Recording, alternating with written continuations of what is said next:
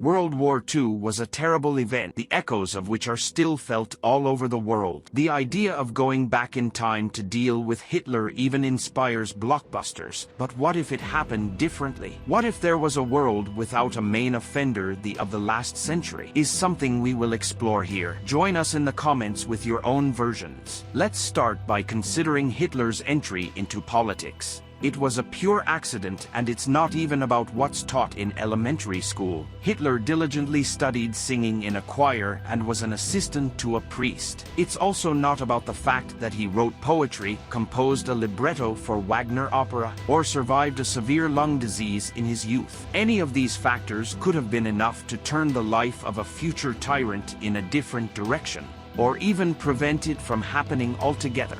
The first turning point we'll discuss is the River Inn. In 1884, 5-year-old Adolf fell into the icy water but was miraculously saved by a passerby, who didn't realize the significance of the event. Then, there was the First World War. Hitler served military from start and to finish. In 1915, he was wounded by a grenade, and in 1918, he lost his sight after being poisoned by gas. That's not all. There was also a British soldier named Henry Tandy who was about to kill Hitler on the battlefield but changed his mind at the last moment when he saw that Hitler was injured.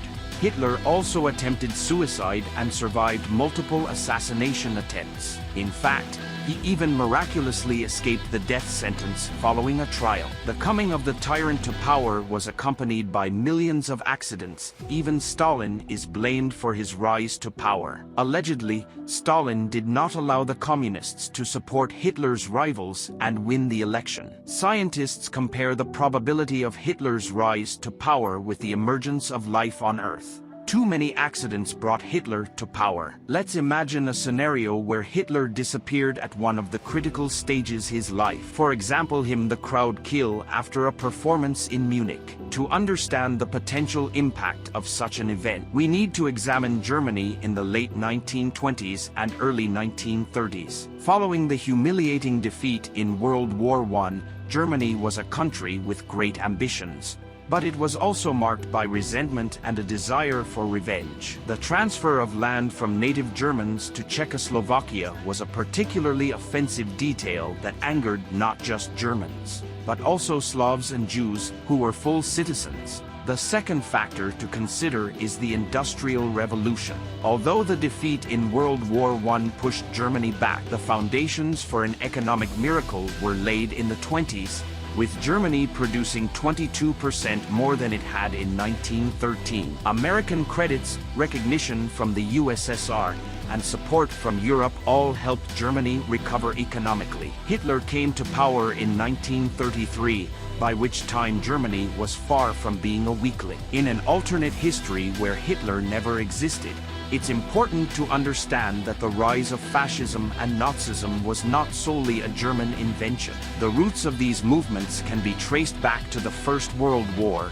where angry and disillusioned soldiers spilled blood on the battlefield. In one form or another, Nazism spread throughout Europe, with Mussolini coming to power in Italy in 1922 and various forms of nationalist fascism emerging in England, France, and even the USSR. While Hitler's charismatic personality played a role in the rise of the Nazis, it's not certain that they would have come to power without him. In fact, it's unlikely that they would have been able to prevent the outbreak of war, as Germany felt humiliated after its defeat in the First World War and sought to regain lost territories. One of the worst crimes in human history, the Holocaust, was also a product of Hitler's beliefs and actions. None of his rivals or potential replacements wanted to carry out such a genocide. In fact, Jews were the driving force behind many important fields in Germany in the 1930s, including physics. Many modern scientists believe that Germany was the world's leading scientific power at the time. However, it's also true that the main link in the creation of the atomic bomb and space missiles in the USSR and the USA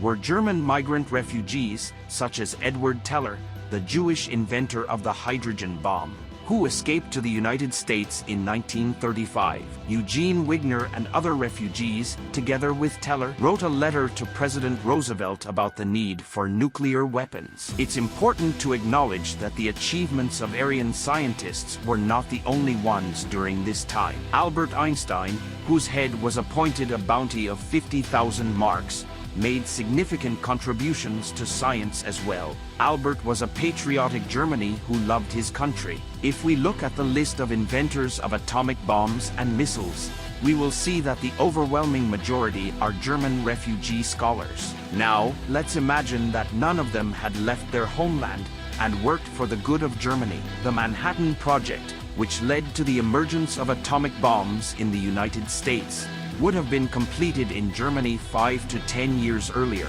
Despite Hitler's racial purges, progress in industry would have continued, and the results would have been much higher. Even if some of the brilliant minds had remained, the fear of the Nazis creating an atomic bomb would have remained until the end of the war. Without Hitler, Germany would have pursued the same territorial ambitions it had before World War I.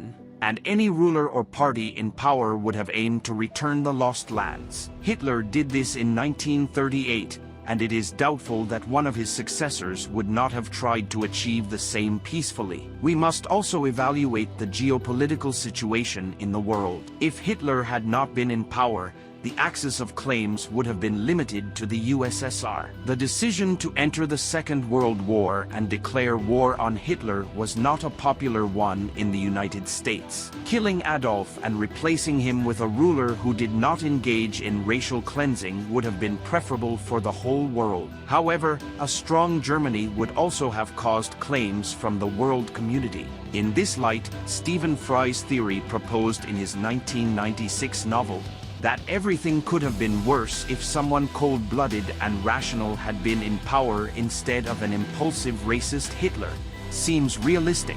It is not a fact that the hypothetical changer would have wanted war, but the trouble is that not only Hitler wanted to fight. Japan, the USSR, Britain, and the USA were also warming up for the meat grinder in the late 1930s. Hitler's role as the instigator of the terrible massacre in history was key, but it's not individuals who make history. The situation in the world gives rise to personality. It's clear from documents and investigations that the USSR wanted to attack Germany, and Britain did not know at all with whom to fight. Without the Holocaust and the genocide of their own population, the Germans would have approached the conflict much stronger, and the conditions following the results of World War I would have been more acceptable to them. Sooner or later, the mighty of this world would still have had to fight a war. The existence of conjecture with a certain degree of certainty argues only that the losses in it would likely be more. As we already mentioned, nuclear weapons would have appeared in Germany much earlier, and her potential rivals for them desire to fight could have much faster. The rest is speculation, and blaming all sins on the head of just Hitler is like driving a pitchfork into water. Look at the world around us. Have presidents stopped comparing cudgels and arranging wars in which simple, hard workers die? No, and until people understand that you can't let each other go to barbecues for imaginary facts of racial, territorial, and other superiority is meaningless, the world will not become better. Unfortunately, in our time, history is often lost in the popularity of sports or entertainment. It is unknown how much humanity needs lessons like Hitler to change. See you soon, friends.